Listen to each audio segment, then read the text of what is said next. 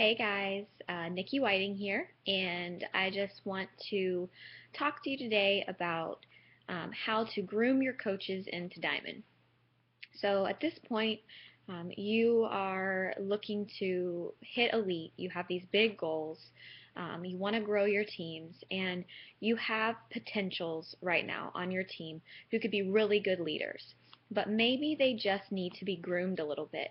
So today we're going to talk about how you take those coaches who have that potential and form them into the leaders and diamonds that you really want them to be.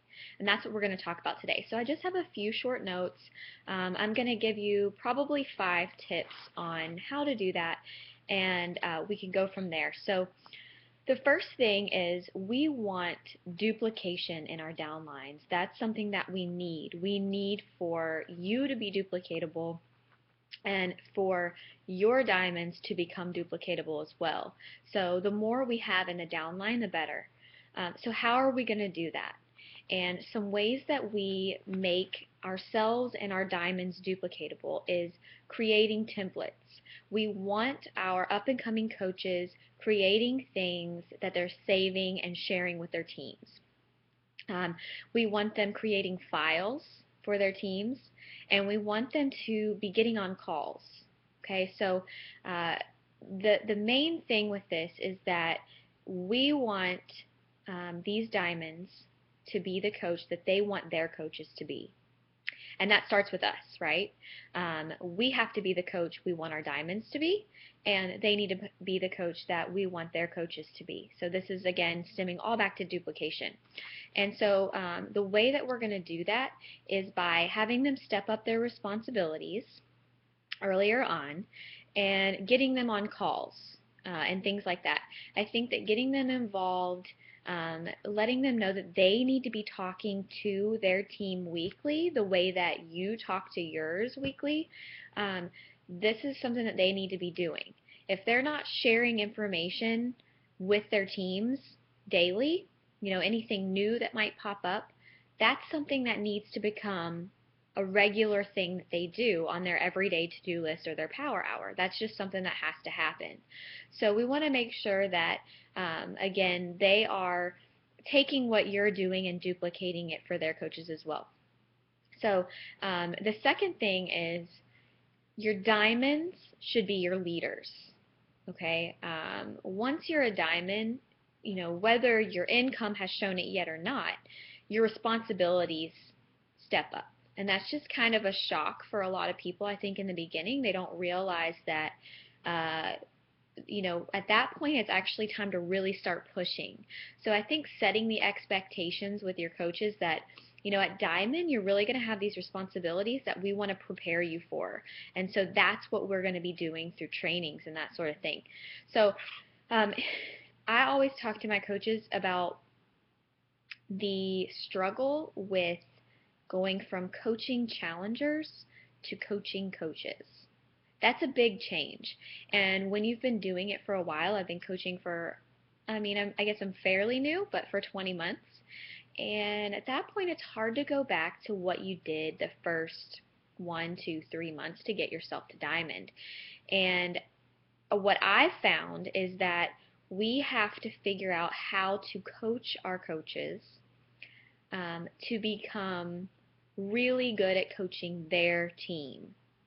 We become really good at coaching our challengers and getting all these things in the challenge groups, which is absolutely amazing, because I will tell you forever that challenge groups are the backbone of your business. They're going to push your challengers and your coaches, but we want to make sure that they know how to coach their coaches. And so what do they do now? One of the big things is that they need to be present in the team pages. So talk to them about getting involved in their Diamond Uplines team page and posting in there and being seen as a leader leading up to that diamond role. We want people to respect them. We want people to look to them and listen to what they're saying, but that comes with trust and that comes over time. So they need to start doing the small things now, and one of those is being present in the team pages. They need to be posting positively We need to always be sharing that. Motivation, any of the tips that they have, make sure that they may have great things that we've never thought of, and so we want them to say, I feel comfortable posting this because I feel like a leader on this team. So doing those things, and then getting them to maybe co-host a call, or starting to think about what is coaching calls and hosting different groups. And I'm going to talk about that in a little bit. But that'll kind of lead into number 3, which is helping with trainings. So I was talking with a lot of our leaders on our team, and one of the things that we realized is that we were helping each other almost to a fault. So there's a fine line there. We had 17 diamonds in our downline, and everybody loves, helping, and we're doing all these trainings together, but at some point there are too many chiefs, not enough Indians. So what we needed to do was get back to the basics. And so I thought, okay, what happened when I was a diamond coach? What did I do differently to develop all these diamonds? Because I want that recreated down in the downline. And so that was an eye-opener for me. What I realized was, as a diamond coach, I don't have other diamonds to help me. Okay, so I have to look at who are my up-and-coming leaders now on my team. So I went to emeralds. I went to rubies. I went to people who were not diamond yet, but knew the business, knew how to lead a team, and were good at those things. Was everyone great at the time? Absolutely not. Do we have videos we look back on and laugh now? We totally do. But that was a learning curve. That was a big growing experience for our team, and that's really when we took off. So this is something that we want to be creating all the time. So what we have now, what I've decided to do is I've got emeralds who are helping with our coach basics, and I have emeralds who are helping with our push to emerald groups. And that has been really helpful because they feel important. They feel like they're helping with the bigger picture with the team. And so they're posting, and we have them tagging their coaches and getting them excited and hyped up about it. And we're using their strengths, because as an emerald you probably have a lot of weaknesses, but everybody has some really good strengths. So we're using their strengths to our advantage, and we're having them give that input in those trainings. So that's something that I'm working on right now, and hoping that it makes a really big difference in developing the diamonds way down in the downline and those elite coaches. So the 4th thing is working more closely with new coaches, and that kind of goes back to what I was just talking about. We need to make sure that we are, from day one with our new coaches, treating them as if they could be the next elite coach. You get to working with the diamonds and the ones that are close to diamond, and we don't want to forget that the brand new coaches could come out of the gate swinging. And so what I've done recently, and it's something that I feel like is working, is developed a really small group. And when I say small, it's like 5 people, including me, and it's called Shh, You're Almost Diamond. And it's a secret group, and they've been exclusively invited in to the group because I feel like they are close to diamond and I see their potential.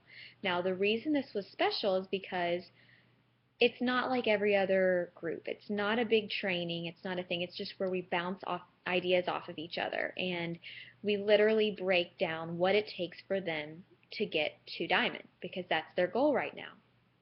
So we have a document, each coach's name, and the steps, the reverse engineering to get you to diamond. Here's what you need to do, A, B, C, D, type of thing. And that has really been helpful because they feel special. They feel like, and they are, and they feel like, wow, this is something that's doable, and other people see that this is possible for me. Now I'm believing in myself. So, in the beginning, I think some coaches feel just a nervousness. And when we get them to see what they could do, that's when it gets exciting. And so last but not least is um, I am doing one-on-one power calls with my coaches. And this stemmed from what my coach was doing. I was originally doing Zooms, and I think that works for a lot of people, just like a team call, weekly, bi-weekly, monthly, whatever you decide to do, with just your personally sponsored coaches. What I found is that I want to work with the people who want this. And there are a handful who are going to want all of your time but give nothing in return. Or want to talk daily, but every time they talk, nothing has changed and they haven't done anything different. Or maybe they're not listening to everything that you have to say. So this is nice because it weeds that out. What happens is the ones who sign up for the call have to fill out an accountability form. And that came from my amazing coach, Stephanie Chico. I think it's a genius idea. And so in order for them to meet with me, it has to be filled out the day before. And I do a day of just power calls. Knock it out. Is it an exhausting day? It sure is. Could you break it up? You could have a couple a day. Absolutely. For me, I would rather have all the other days free and then a really busy day. And I do this once a month. Okay, so this is on top of team calls and push groups and that sort of thing. But these are just one-on-one calls with me, 15 minutes at a time. Um, and what happens is we focus on a handful of things. The first is we focus on what's your focus this week? We talk about that. What's your goal date to hit Success Club? And we talk about how that's going to happen. Who are you talking to about coaching? Okay, so if they tell me that one of their struggles is getting new coaches, and I go and look at their accountability form and it says, how many people have you talked to about coaching? And the answer is 0 or 1. Then I know right away this is why this goal is not met, because they're not doing what they need to do on this end. So um, we talk about positives. You always want to be talking about some of the good things happening and what they're good at, and then struggles. So there's normally 1 or 2 struggles that we focus on and how to change that, and then how the challenge groups are going, because I really do feel like they can find solid coaches within their challenge groups as long as they are focused on it and getting their customers results. So that's kind of the top things that go along with grooming your coaches into Diamond, allowing them to learn that what they're doing should be duplicatable, turning them into leaders, knowing that leaders are the Diamond coaches, helping with trainings, working more closely with new coaches, and then one-on-one calls, which I feel like have been really, really helpful. So hopefully you learned a few things on that. Let's hope that after this training we have lots of diamonds popping up in our organization and we're hitting elite. Have a good day.